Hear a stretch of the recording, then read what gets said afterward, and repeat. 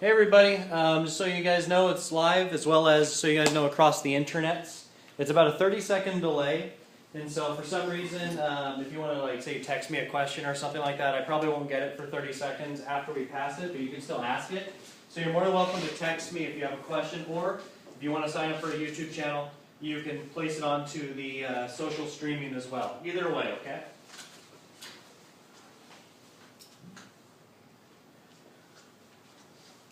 Alright, so again guys, this is Earth Science. The reason why, we're doing this via Ustream as well as through the internet. The people in the room now should be basically M through Z.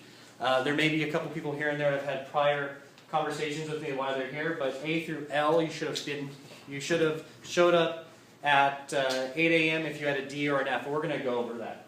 So again, this is Earth Science Week 2. A few things that we're going to go over this week is I want to know how your break went for people who are here. Basically, I want to look at what we're doing this week so you kind of know what we're doing. What changed this semester? Because people here last semester are like, what the heck is this? Mr. Hayden, this is different. And we're going to look at Science Notebook because the Science Notebooks I looked at, some of them were awesome sauce and some of them were horrible. If I took the name off of them and showed them like a good one and a bad one, you guys would be like, oh my goodness gracious, this person really turned this in.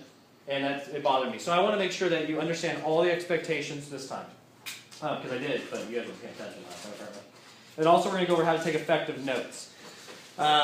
So let's go ahead and get going. So what did you guys do over break? Anything good? Video games, and more video games. So we played video games, and I believe video games? I think it was video games the last one. That's good. What else did we do? It's okay. It's just recorded on the internet through YouTube. Don't even worry about it. They can't see your face, so no one knows who you are. Trips to Oregon? Trips to Oregon. Remind me to go over Oregon later. We'll look at Oregon on the map. I went to Six Flags. Six Flags of the Magic of the Mountain that Mr. Hayden does not go to because he will throw up. I get motion sickness. You laugh. Physics day last year. Ask Miss G. Wasn't very good to have Mr. Hayden stumbling all over the ground after he got off the roller coaster. It was bad. I couldn't walk. Straight line period. Nothing, just went on my cell phone. Cell phone playing, maybe some YouTube, like cat videos, huh? There's some good ones this year. Facebook, Twitter, Insta Facebook, Graham's face. Yeah, I like that one too. I went on MySpace and just hung out.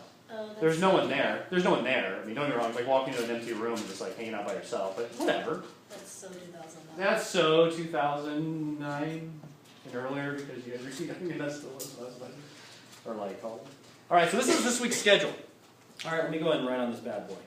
Okay. So obviously Monday there was no school. Okay. So I color coordinated this year for you or this semester. Make it really easy. Blue means take notes. Red, take quiz or test. Yellow, show up here at time said. Green is lab. Now, check this out. If you decide to show up to this thing every single week, which you should, I don't say it's just better, it's just easier and all that stuff. If you show up every single week to this, you're going to see more kids show up because we're going to go through D's and F's. Well, D's and F students will be required to come here. Like, oh, beat them down, they don't show up. They need you to show up. But if say a green landed on Tuesday, okay? So Tuesday at a lab. Okay, you're at home, whatever, but you know you're coming Thursday. Don't do it that day. Take that day, catch up on some work, move ahead, and you will do it on that Thursday. So whatever day it lands on, we will do it on that Thursday. So if it's on Friday, we'll do it on that Thursday. If it's on Thursday, hey, great, we'll do it on the same day. Huh? Can you turn the volume up? No, can you not hear me? No, Neil Savage is just putting information on it. He's having problems hearing it. Yeah, I know. Yeah, no, it's... Give me a second here, guys.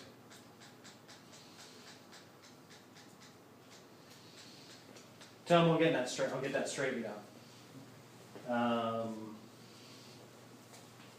Yeah, tell him we'll get that straightened out. Tell him if it doesn't work out this week, we'll get the bugs taken care of, and we'll make sure that works next week, specifically for the gentleman. All right, so that's what we can do. Now, what I would do is after you're done with this stuff, Just cross it out, and when you're done with the week, you're done. Okay, this independent study. You can work at your independent pace. This is like college. When you get done, you're done. When you get done for the week, you're done for the week. Awesome. I know people that finish science early in the week and they work on stuff later in the week. Honestly, as long as you get it all done, no one cares when you do it. Okay? No one cares. As long as you keep your grades up, no one really cares when you get it done. Some people still stick with the traditional school schedule because that's what they're used to. Some people move to more of a college type schedule where they pair up and they double up and they take do a day that they focus on other things. So what changes this semester is we're going to have the weekly, obviously, in-person stuff. There are going to be some more teacher feedback, obviously. Hopefully I can do a little bit more fun things I can't do via the Illuminate that you'll see in a bit that we kind of, the first people saw, we did some stuff with Google Earth and stuff. All that type of things. We're going to be doing labs on these days, and they'll be scheduled on the week. So again, if there's a green on that week, so next week I'm pretty sure there's a green. I just say the green because that's what the lab is. If there's a green box that week, we're going to do it on that. We're going to do it next week, next Thursday. So we'll do it here. I'll try to see how I can stream that live. I'm pretty sure I can in this class. It's when we get to smaller chemicals and harder. Alright, next please. Okay, in-person sessions. Now this is important for some people and not important for others. Again, every single week in session, this time A through L, 8 o'clock a.m., M through Z is going to be 9 o'clock, which this is it right now. I'll stream at 9 o'clock. And so if you have an A through C and you choose not to come to live session in here, you can watch it live via Ustream or the recording on my YouTube channel. If you have a DNF, you're coming. Period. Starting next week, I'm pulling attendance, pulling the D's and F's, and you'd sign by your name, and if you don't, I'm going to highlight it, give it to the office. You missed 3 days, 3 consecutive sessions, or 3 sessions, we're going to drop you from my school. So, you're required to come. It's not letting, it's not signed in. Oh. Okay. Do me a favor, go into my send it came out? You know, send it came out? Okay. Guys, give me 2 seconds here. Oh, okay, yeah. Do this. And just send it to him. Yeah, just. Mr. Savage, I'm sending you a K-mail, just kind of going over some stuff if you can hear it. If not, hopefully we'll get that K-mail, we'll get it worked out this next week or so.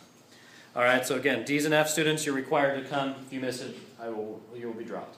Now we're going over expectations for the science notebook now. I'm going to kind of go over this a little quickly because most people in this room I think are good, but you at least get a quick little understanding. Plus I do check on this thing periodically so you'll be able to give you information.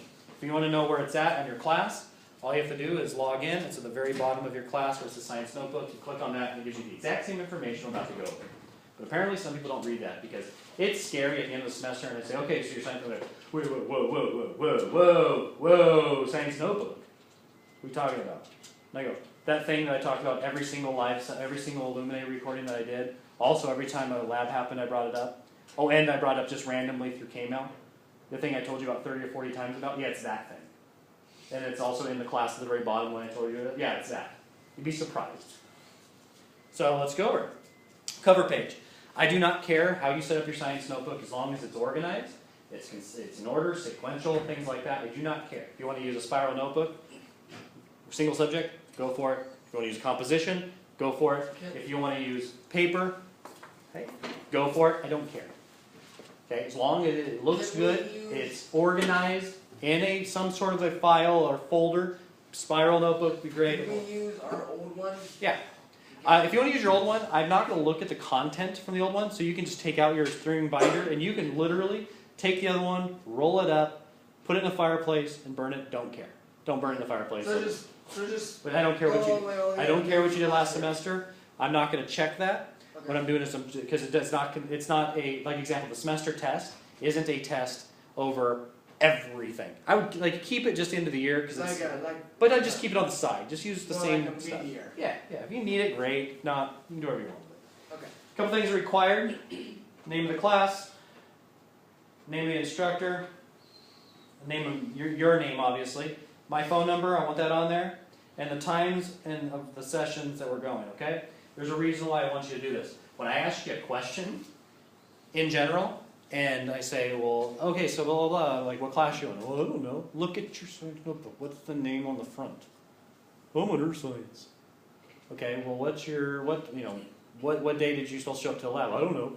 Oh, and then it literally is there. It's supposed to make you put information down that you're supposed to know. Well, why didn't you call me? Well, I didn't have your number. It's on your science notebook, hopefully. You can text me, call me, whatever you want. Just make sure you put your name and what you're asking for. I have all my teachers' phone under one contact with the SCOA picture. It makes it easier, right? Yeah. Yeah, boom. Saying I have your name as Mr. Hayden, Miss Demmer, all that. Yeah, and the more contact you have with me, the better there's not going to be communicational errors. And that's the problem, what seems to be. Okay, table of contents. This is what I don't want this semester. Last semester people will be like, oh, unit 1 is pages 4 through 40. No, I want it done by lesson. So whatever the lesson name is, I want it broken down. It should be at least 2 or 3 pages. So example, on page 3, if it's unit 1, lesson 2. Then you will write down unit 1, lessons 2 name, then I'll show you how I want to put that, and then you will put it there, and that's what I want. Okay? Required, you can come in, if you need a question answered, more than welcome to. Now, what's the funniest thing I thought is that this is the one that students didn't even do. They're like, make a graph? What's that? I think I saw those in math one time. What are you talking about? So this is what I want. You're going to make a graph. That's what it's going to look like to start. You're going to write the percentages on this side. Starting with 0, going to 100. Have I lost anybody? You laugh.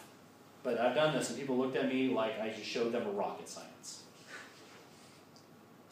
They're like, "Ooh?" Like, have you ever seen a picture of a monkey doing rocket science? Yeah. And it's like, they're like scratching, some of the kids are like scratching their head going, I don't get it. We want to make sure you guys get this.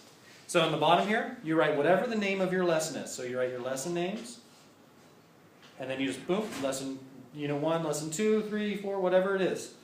You just put them on the bottom, and then put whatever the score is, and then you just graph them. That's all you have to do. Make one line for your quizzes, one line for your tests. They should be separate lines, not the same line. They're 2 different regressions. Okay, lesson notes. Now this is what I don't care. Now if you use Cornell, awesome, great, good for you. You're an avid, you learned all this stuff, use that. That's what was trained, do it. If you have your own note-taking style, use it. If you have an A through C and you're doing well, and I don't really care what your notes look like. I don't want these teachers to push something on you. If you have an A and everything, and someone's like, well, no, you're not successful because you're not taking Avid notes or Cornell notes, I'd be like, no. I would basically just call the teacher out on it. Like I would. Okay, little side note me. Basically from 6th grade to high school, I was in all honors, all AP classes, ran a good GPA, went to college, got a degree in finance, 2 master's degrees. During that whole time, how many times did I take Cornell notes? I think the answer is 0. I've never taken Cornell notes in my life. Because I have my own style. That worked. Now, if you have your own style, that works, use it. If you don't, Cornell notes is now your style. If you do not have a style, Cornell notes is now your style. If you bring me a piece of paper and it looks all jumbled with random words everywhere, and if not on a Cornell sheet or a Cornell looking sheet, I'm going to get mad. Okay, so if you don't have a style, Cornell is now your style. If you have your own, use your own as long as it's effective. If you have an F, and you go, this is very effective note-taking, I'm going to say, no, it's not, you have an F. Apparently it is not. So that's what we're working towards. Okay, this is one thing I do want, though. We can kind of skip, we already went all this stuff. I want at least 5 things written down. Now, if you don't want to put a vocab list in the back of your science notebook like I required first semester, you can put the vocab written by your own hand in your own lesson notes, as long as I can see them. So get rid of that in the back. I'll do the vocabulary list. Yeah, you can do it either way. I don't care.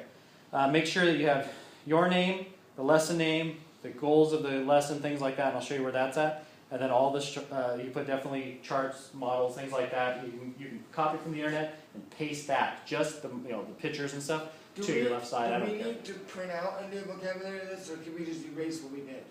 No, just print a new list. New one? You're not going to copy and paste. You have to write with your I'm own going to words. print out a new Yeah. everything? Yeah. New one of everything? I would just do new everything.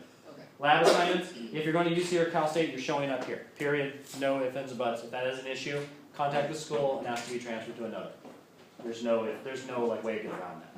So you show up if you're going to go to UC or Cal State. Now, if you have a D or an F, you're going to be here anyways, and we're going to go over labs during those times. So just show up. Huh? You're scared me. Hearing me? Well, I'm just being straight. That's like part of the A through G, yada yada, that you need to do. Now, if you come here and you do your stuff here, we're going to do it via and all this stuff. I'll probably do some work, but I might not actually, I don't know how much of the lab I'm going to do online because I want the kid to kind of do it themselves to a certain extent. So I'll run that around in my brain. But you're going to basically write down your name like you did down here. That's how you're going to get credit for the lab. But you're going to have to take that lab and put it in your science notebook. Okay, so you'll take it home and you put it in your science notebook, or give it and give a copy to your homeroom teacher if needed as a sample work. Deal? Easy peasy. Vocab list again, back of it, or write your vocab in your notes. I don't care. Just make sure it's specifically said. Now, how to take effective notes. Okay, let's first of all, this is the way if you use the one that's inside the class, it should look. Mr. Hayden, that's me, top right hand corner. You can write this down in your composition. I don't care. As long as your name is on it, as long as the class is on it, as long as the date's on it, on the top right hand corner, I do not care. Okay. Now the lesson topic. A lot of people don't know what that is. Well, the easy way to do it is just look at your lesson. What is the lesson topic? What do you think the name of this lesson is? Weather risk climate. People couldn't find that. Surprised. I'm really happy you found it right away. Right there. That is the name that you need to write on your notes. And that's the name that you write on your table of contents for that page.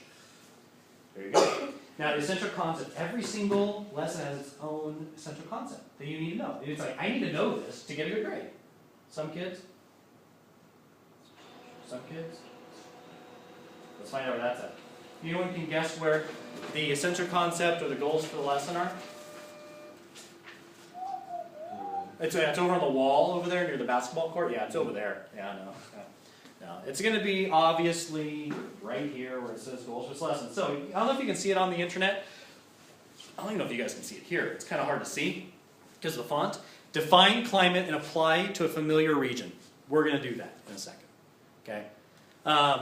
Explain how weather and climate involved in transfer of energy and atmospheric conditions. Okay. That's what you need to know. If you, at the end of writing your notes, you can't answer those questions, you're not done. Answer those questions. Figure out those answers. If you get those, you will be fine.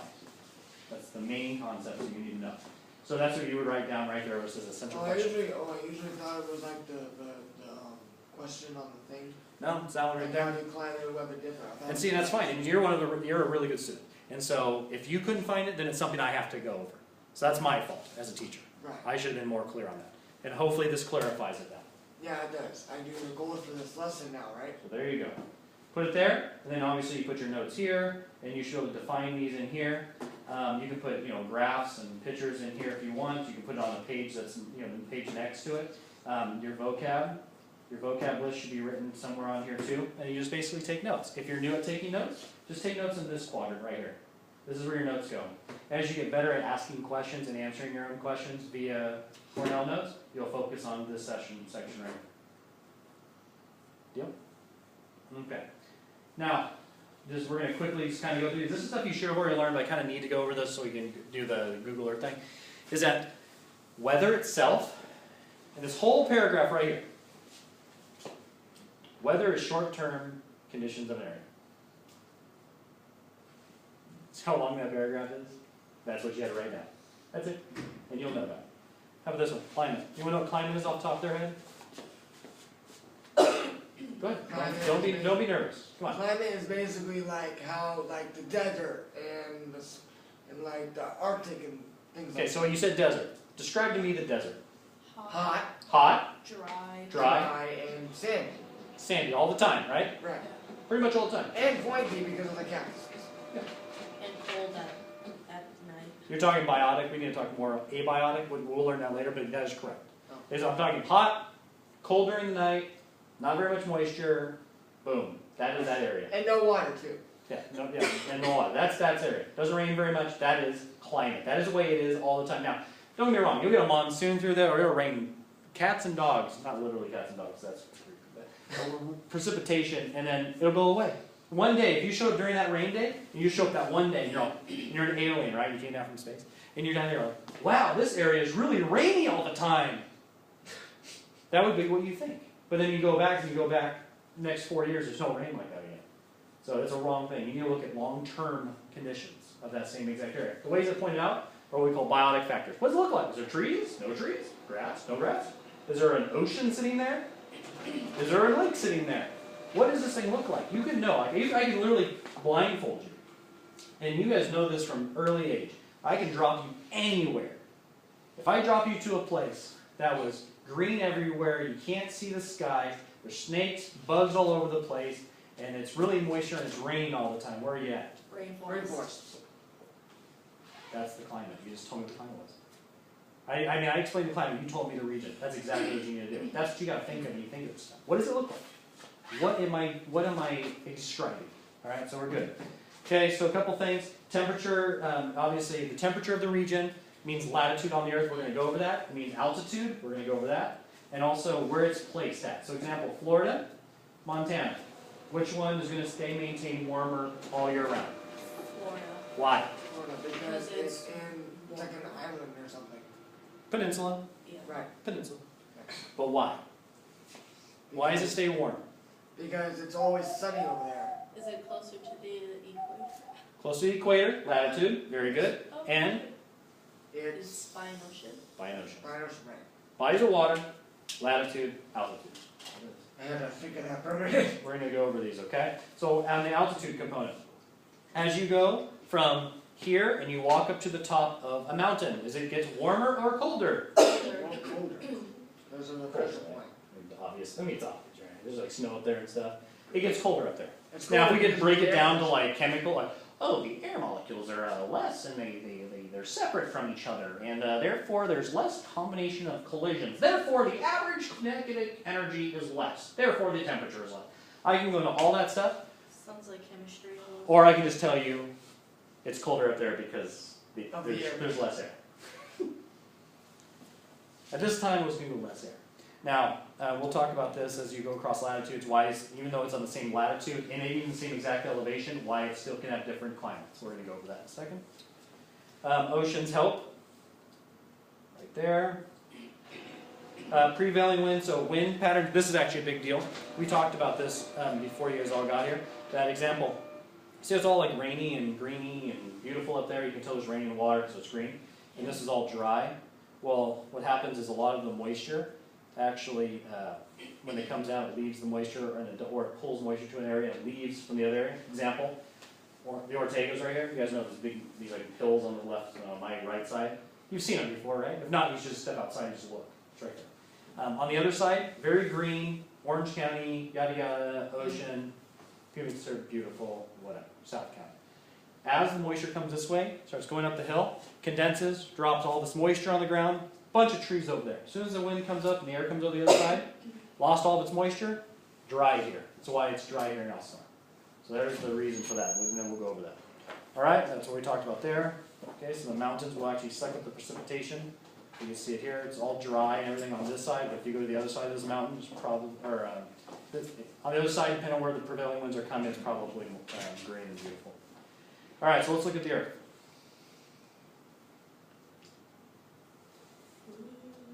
Okay, so let's go ahead and look at the United States. Let's look at Oregon. Okay? We had someone visit Oregon. Describe Oregon.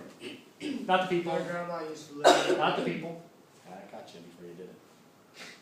Describe the area. What does it look like? Many hills and trees. Hills and trees. Snowing. Trees are important. Was it snowing? At the hilltops. Hilltops. Latitude or altitude. Okay, that. But not towards the bottom. Okay, green or desert. Great. Green. Green or desert. Right. Okay. Moisture, no moisture. Was it raining? Yes. There you go. Rainy. All that stuff is climate. And that's what you see right here. This is Oregon right here. And what they're talking about, and I'll just kind of point at the screen because I can't write on Google Earth. I wish I could. Is that this area right here is green because all the moisture is coming from this direction and basically losing its energy or losing its moisture here. And then as it pushes over the mountains on the other side, guess what? Desert. While you were there in Oregon, you guys were jacking all the moisture from Wyoming. How mean are you? And you just turned So mean. I just turned the earth. You see what I did? I'm so angry I turned the earth. Alright, but that's one part there. So that talks about in general, losing the wind movement. Now, one thing we want to look at here is Vegas. Vegas. I was going to look at Vegas, but we're not going to do that now. Vegas is fun. Yeah. All right, so check this out. Question came up before is why is it green in this vicinity and green in this area, but the wind should have lost all of its energy going across the basin or going across the mountains? Well, because there is moisture that gets circled up through the Gulf of Mexico and up through Mexico, and that's why it's desert here, because the moisture is actually bringing its way up. And moisture is making its way down too. We have cold and warm air. Hits right around this area. It's called Tornado Alley. It's one of the reasons why there's so many tornadoes in that area, and that's the reason why it's also green in that area. It has okay soil that's from the movement of sedimentary rock across the plains, yada, yada, yada, dust storms, things like that. But that's why it's green there. Now, one interesting part is if you were to look at the same latitude, so let's look at the same latitude, and so let's just say right here and here. So this area here and this area here. On the left, so the west coast, Washington, same as Oregon. Rainy, not really that much snow. It's kind of it's cold but not freezing. Moisture comes onshore, keeps it kind of warm enough not to snow. Other side of the United States, snowing 10 feet. The reason is there's no wind for the water there's no water for the wind to go across. There's a lot canyon. Okay. So the air is super cold, it snows. Same latitude, same altitude. There's just no body of water that's warming up the rest of the area that the water's blowing across. The same reason why, if you were to look at Canada. Canada, is it snowy, cold, warm? It's a desert, what is it? It's snowy and cold. Snowy and cold because of their latitude. It is further up on the earth. Everyone get that? If you don't get that, raise your hand and I'll go over that. Okay, so I can zoom out and say, look where it's at on the earth. Like if we were to put this to the equator, like look how far to the top it is. Less energy from the sun. Now, so I'm going to go here. Now what I'm going to do is I'm going to rotate it, all latitudinal. I don't even know if that's a word, but we're going to go with it. Ooh. Come on, Earth, you can do it. So same latitude would rotate. Look at you have Europe. Europe is at the same latitude as Canada. Canada's snowing, freezing, cold all the time. Now don't get me wrong, some parts of Europe freezing, cold, all that stuff too. But in this area here we talked about, when you guys weren't around because it's the way it is, in Ireland and Dublin and the United Kingdom, it's not a whole bunch of snow. More rain, more moisture. Why? Look what's to the left of it. What's to the left of it? Iceland. No, look at the blue. Oh, the ocean. The ocean. So what happens is wind goes across the ocean. The wind can be 30 degrees. Hits the ocean, starts warming it up above 34 degrees, 35, 36. Guess what? No snow. You have rain. Brings the rain across, goes onto the island of Ireland and as well as the United Kingdom, and boom, guess what? Not as much snow, you have rain. Same latitude as Canada. Difference is there where is it coming from? Where is it at on the planet? Is there water next to it? Where's the wind coming from? And how high is it? Those are all things that are important to learn about this stuff. Okay? So, the essential question for the people at home is, why would, say, Canada, or let's use a different one. Let's use different. Why would Washington have a different climate than, Washington, D.C. let's say, New York? So think of New York, think of the climate, think of Washington, think of the climate. Why would they be different? I'm going to go ahead and stop the recording now. You can go ahead and post that to your Dropbox inside your class and to get credit. Or you can answer the question in your notes and give me the notes. Either way, that's how you guys will get credit for this session. The people in live, we're going to discuss that right now. And then have a good rest of the day, okay?